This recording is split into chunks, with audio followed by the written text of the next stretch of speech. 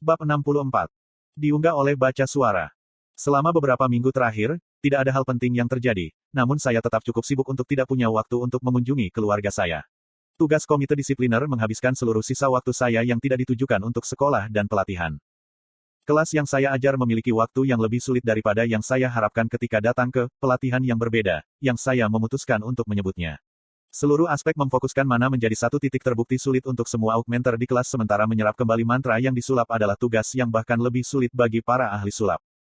Sejauh ini, di luar augmenter, hanya seorang siswa bernama Benson yang berhasil melakukan apapun yang dekat dengan apa yang ada dalam pikiran saya. Sedangkan untuk para penyihir, hanya Katin yang berhasil menyerap kembali mantranya dan meningkatkan tubuhnya. Bahkan kemudian, dia hanya berhasil menambah tangannya. Ferit berada di posisi kedua karena ia adalah satu-satunya siswa yang berada di ambang kesuksesan. Kelas teori sihir Devian saya bergerak cukup lambat ketika profesor kami secara eksplisit menjelaskan bahwa dia akan membahas materi baru setelah kami menyelesaikan tes tengah semester kami. Karena satu semester panjangnya 16 minggu dan kami hanya melewati 4 minggu sekolah, itu akan memakan waktu 4 minggu lagi sampai dia mulai membahas apa yang ingin aku ketahui. Apakah kamu bersemangat untuk tamasya ruang bawah tanah kelas akhir pekan ini? Tes membungkuk lebih dekat ketika dia bertanya. Kami berdua, bersama dengan Sylvie, berada di dalam ruang pelatihan saat makan siang. Saya baru saja selesai membantunya dengan asimilasi. Menurut perkiraan saya, tes membutuhkan sekitar 1 atau 2 minggu lagi untuk berasimilasi sepenuhnya, yang membuat saya khawatir karena, sampai saat itu, penggunaan sihirnya akan sangat terbatas. Kita hanya menjelajahi 3 lantai pertama, kan? Aku ragu kita akan menemukan sesuatu yang layak menjadi bersemangat. Aku hanya mengangkat bahu. Sabtu ini, kami akan melakukan perjalanan 1 malam ke pinggiran bis Glades dengan kelas tim Fighting Mechanics kami. Profesor Glory menerima izin dari Direktur Gutski dengan syarat bahwa kami tidak diizinkan melewati lantai 3 ruang bawah tanah yang kami rencanakan untuk dijelajahi. Penjara bawah tanah itu kecil dan merupakan situs yang populer bagi para petualang baru karena binatang buas mana di tingkat atas hanya kelas E, jadi Profesor Glory berpikir itu akan menjadi cara yang bagus untuk mendapatkan kelas dalam beberapa praktik mekanik pertempuran tim kehidupan nyata. Kamu tidak asyik. Aku bertaruh kamu sebenarnya sangat gugup bahwa kita akan berada di bis Glades. Aku banyak mendengar tentang hal itu dari kakek. Dia mengatakan bahwa itu diisi dengan banyak misteri dan keajaiban tetapi juga, kakek berkata untuk tidak pernah benar-benar mempercayai sumber informasi tentang bis Glades karena itu selalu berubah. Tes tersesat dalam pikirannya, berfantasi tentang betapa menariknya perjalanan singkat kami. Kita akan bertarung melawan monster mana yang asli. Bisakah kamu mempercayainya? Maksudku, aku telah bertarung melawan pasangan di hutan Elsire ketika aku sedang berlatih dengan kakek tapi aku mendengar binatang buas mana yang berbeda di bis Glades. Kamu tahu, lebih ganas. Kita juga akan tidur di penjara bawah tanah. Itu sangat menyenangkan. Matanya mulai berbinar ketika dia membayangkan berkemah di bawah tanah, dikelilingi oleh binatang buas mana. Menyentuhnya dengan lembut ke dahinya, aku membangunkan tes dari alam mimpinya. Ingat saja, kamu mungkin bahkan tidak setengah kekuatanmu sekarang dan asimilasi tidak akan selesai pada waktunya untuk ekspedisi kelas. Jangan penuh dengan dirimu sendiri. Oh, aku tahu. Kamu tidak perlu mengasuhku begitu banyak. Petik 2. Apakah kamu ingat ketika kita tidur bersama di tenda yang sama? Wajahku berubah menjadi seringai jahat saat wajah Tess langsung memerah. Sylvie memiringkan kepalanya karena penasaran karena dia belum dilahirkan ketika ini terjadi. Iklan. Apa yang kamu katakan lagi? Menempatkan wajah ketakutan, aku melihat teman masa kecilku yang memerah. Arthur, kamu tahu, binatang buas akan lebih mungkin muncul jika mereka memperhatikanmu karena mereka akan melihat bahwa kamu masih anak-anak. Karena itu, aku mengusulkan itu demi keselamatan kita, bahwa akan lebih baik bagimu untuk masuk ke dalam tenda, kataku dengan suara tinggi, mengejek Tess. Kamu memintanya. Dia melompat ke atas saya dan mulai menyodok saya ketika saya terus tertawa. Hahaha gelombang oke. Maaf. Aku memberi. Tess. Hahaha. Aku akan berhenti. Air mata terbentuk di mata saya ketika saya terus tertawa dan menangis kesakitan. Aku juga. Aku ingin bermain juga. Sylvie melompat-lompat di sekitar kita. Akhirnya, dia berhenti ketika aku berbaring terengah-engah, menarik napas, dengan Tess duduk di atasku. Melihat teman masa kecil saya perhatikan bahwa wajahnya masih merah. Menyadari dengan segera posisi seperti apa kami saat ini, aku juga merasa panas, ketika Tess menundukkan kepalanya lebih dekat ke kepalaku. Gelombang aku melihat kalian berdua rukun. Virion pasti akan bahagia. Suara itu mengejutkan kami berdua dan Tess segera turun dari saya sementara kami menjauhkan diri dari satu sama lain dengan malu. Direktur Gutski menghampiri kami dengan ekspresi geli di wajahnya. Bagaimana dia bisa masuk tanpa kita sadari berada di luar jangkauan saya, tetapi saya tidak bisa menyembunyikan kecanggungan di wajah saya ketika dia memandang saya. Menyelamatkan kami beberapa wajah, Direktur Gutski mengubah topik. Fufu gelombang bagaimana asimilasi terjadi. Ini berjalan dengan baik. Art banyak membantu saya selama beberapa minggu terakhir dan saya merasa jauh lebih baik. Saya belum merasakan sakit dari penolakan akhir-akhir ini dan selama saya tidak menggunakan sihir terlalu banyak, saya pikir saya akan baik-baik saja. Tes yang kebingungan itu mengucapkan kata-katanya saat dia mengayunkan lengannya untuk menyembunyikan rasa malunya. Dia seharusnya sepenuhnya berasimilasi dengan kehendak buasnya dalam waktu sekitar 1 atau 2 minggu, aku menjelaskan setelah menenangkan diri. Direktur Gutski mengangguk padaku sebelum berlutut di depan Tes yang masih merah. Dengan lembut meletakkan tangannya di atas perut Tes, Direktur Gutski menutup matanya untuk merasakan inti mana Tes. Setelah beberapa saat, dia menarik tangannya dan mengangguk, puas. Bagus, bagus. Aku senang tidak ada masalah di sepanjang jalan. Aku tahu aku bisa mempercayaimu, Arthur, katanya kepadaku sebelum bangkit kembali. Di mana saja kamu selama beberapa minggu terakhir ini, Direktur? Kamu selalu berhubungan dengan apa yang saya dengar, tapi saya perhatikan kamu tidak berada di dalam akademi untuk sementara waktu sekarang. Apakah kamu baru saja kembali? Kataku, memiringkan kepalaku. Mata saya tidak bisa tidak fokus pada potongan kecil yang dia miliki di tangannya yang lain. Ya, aku sudah pergi karena beberapa alasan pribadi. Tapi aku kembali sekarang, jadi datanglah ke kantorku jika kau butuh sesuatu. Direktur Gutski dengan cepat menutupi tangannya dan memberiku senyum lembut yang lembut. Tapi, lebih baik aku pergi sekarang. Aku punya banyak pekerjaan untuk dikejar. Pastikan untuk tidak memaksakan dirimu, si kecil. Hati-hati saat kamu berada di dalam ruang bawah tanah.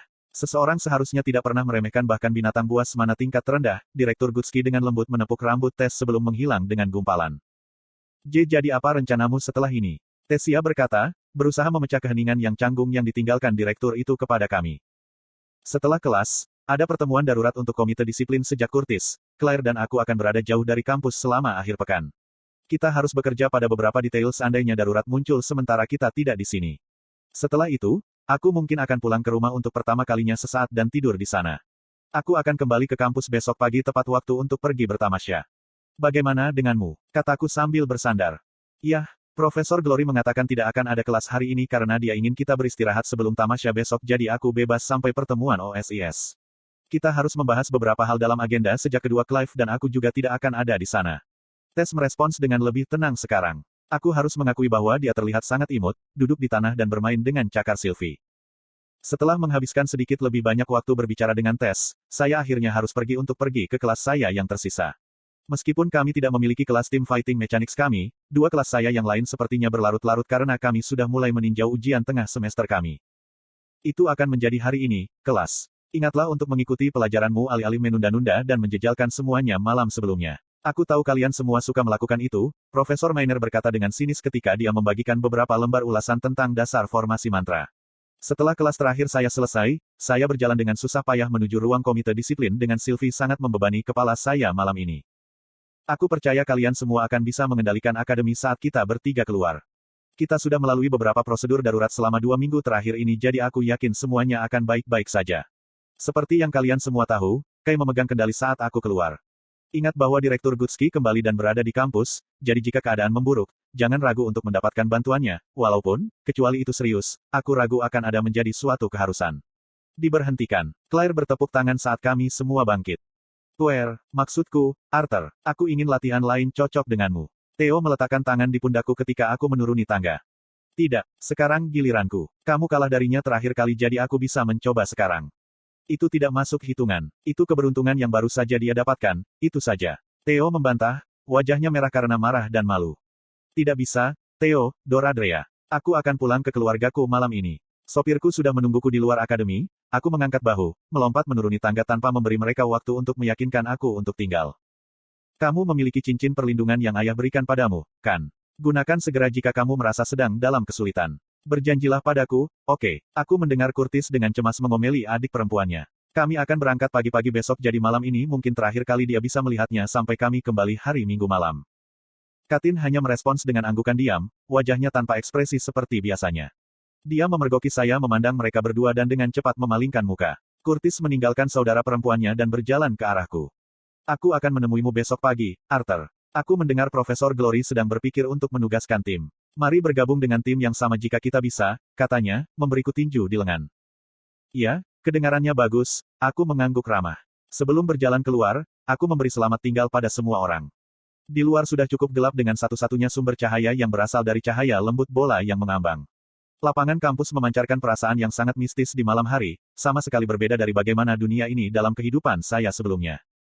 Setelah mencapai gerbang utama ke akademi, seorang pengemudi yang akrab menunggu saya. "Selamat malam, Tuan Arthur. Saya kira Anda sudah menyiapkan segalanya," katanya sambil melepas topinya dan membungkuk sedikit padaku.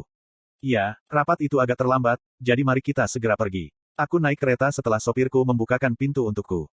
Aku tertidur selama perjalanan kembali ke rumah sehingga rasanya seperti Hellstea Mansion yang familiar muncul jauh lebih cepat daripada yang kuharapkan. "Kami telah tiba, Tuan Liwin. Semoga malam Anda menyenangkan." Membuka pintu, pengemudi yang sopan itu menepuk topinya sekali lagi ketika saya turun dari kereta. Berjalan menaiki tangga memunculkan pemikiran nostalgia tentang kapan aku kembali dari kerajaan Elenoir dan ketika aku kembali dari makam Dire. Ini mungkin pertama kalinya aku pulang ke rumah sebentar tanpa memberi alasan pada orang tuaku untuk mencemaskan hidupku. Sebelum sempat mengetuk pintu depan raksasa itu terbuka dan sebuah rudal Eli melesat dengan kecepatan yang mengejutkanku. "BROTTTHERRR. Selamat datang Homi." Eli melingkarkan tangannya di pinggangku ketika aku mengerahkan kekuatan untuk mencegah kami berdua jatuh dari tangga. "Kiu." Sylvie melompat dari kepalaku ke Eli, menjilati wajahnya. "Haha, gelombang itu menggelitik, Sylvie." Kakak perempuan saya membuka diri dari saya ketika dia memegang Sylvie dan menggelitiknya. Aku bertanya-tanya apa suara itu, "Kamu kembali sedikit terlambat, nak." Ayah saya bersandar di pintu depan dan menyeringai. "Pertemuan berjalan agak terlambat. Sudah lama, Ayah." Aku memeluk ayahku ketika kakak perempuanku mengikuti di belakangku. "Ah, kamu sudah kembali, Art. Kamu pasti sangat lelah." Ibuku, yang berada di lantai atas, berlari ke bawah dan memelukku. "Hei, Bu. Ya, aku kembali." Aku tersenyum, menerima cinta keluarga yang sangat kucintai. "Bagaimana tubuhmu? Apakah kamu semua lebih baik sekarang?" Ibu saya memeriksa tubuh saya, mengangkat baju saya dan membalikkan tubuh saya untuk memastikan saya tidak memiliki luka yang tersisa pada saya. "Haha, aku baik-baik saja sekarang. Kamu terlalu khawatir." Aku memberinya senyuman yang menghibur tetapi aku tidak bisa tidak mengingat percakapan singkat yang aku lakukan dengan ayahku tentang mengapa ibuku tidak dapat menyembuhkan saya saat itu. Namun, saya dengan cepat mengguncang pikiran dari kepala saya. Aku yakin ada alasan dan satu-satunya yang bisa kulakukan adalah menunggunya untuk memberitahuku. "Saudaraku, berapa lama kamu tinggal?" Eli praktis melompat-lompat di sekitarku saat kami semua menuju ruang tamu. "Aku pergi besok pagi," aku menghela nafas. "Apa? Kenapa?" Wajah saudara perempuanku tampak sedih, bahunya merosot pada jawabanku. "Iya, kenapa kamu pergi begitu cepat?" Ayahku ikut, duduk di sofa. "Salah satu kelasku akan bertamasya ke Bis Glades besok untuk 1 malam. Kami pergi di pagi hari jadi aku harus keluar pagi-pagi sekali. Aku sudah lelah memikirkan bangun lebih awal." "The Bis Glades." Wajah ibuku memucat karena khawatir. Saya tidak terkejut karena aku hampir mati terakhir kali aku berada di Bis Glades. Bahkan ayahku memiliki ekspresi khawatir di wajahnya. "Jangan khawatir, kita hanya akan berada di pinggiran dan profesor kita akan bersama kita setiap saat.